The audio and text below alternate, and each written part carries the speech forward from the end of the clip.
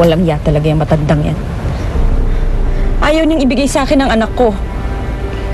Hindi niya talaga gagawin yun. Dahil ang tingin ni Changhi kay Jenna, isang bagay na pag-aari niya. Ate Violeta, sabi mo, siya nagtatrabaho si Jenny. Eh bakit wala siya doon? Hindi ko rin alam ni Risa. Hindi ko nga akalain na madadatnan ko si Changhi dyan eh. Kung wala siya dyan sa trabaho, baka nandun siya sa mansyon. Gusto ko na makita ang anak ko, Ate Violeta. Puntahan natin siya dun sa mansyon.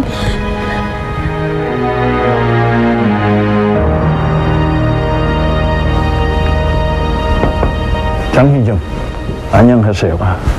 Attorney, thank you so much for coming on such a short notice. Well, I came as soon as I could. Ano ba yung nais mong, may I? Ano ba yung nais mong i-discuss? You sounded so urgent on the telephone. Nanggaling dito si Nerissa.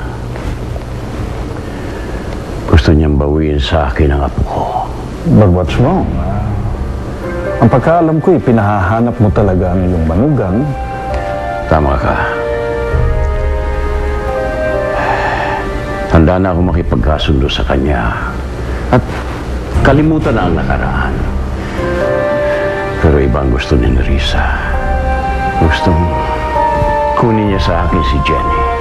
Unfortunately,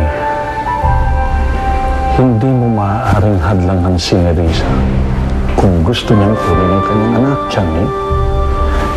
Being the biological mother, meron siyang legal na karapatan sa anak niya.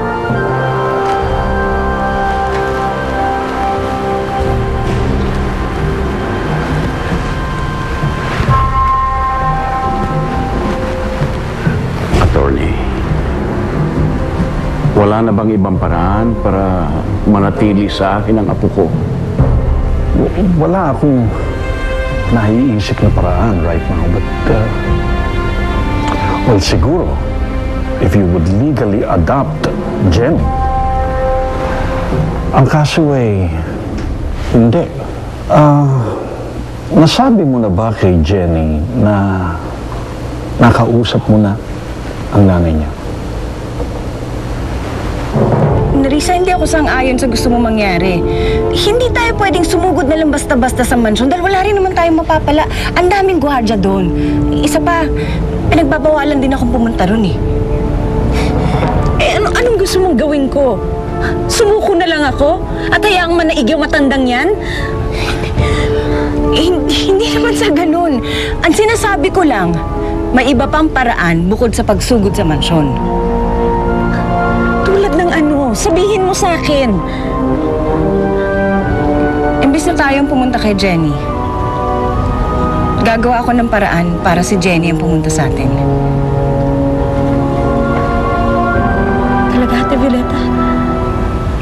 Akong bahala. Salubungin ang ganda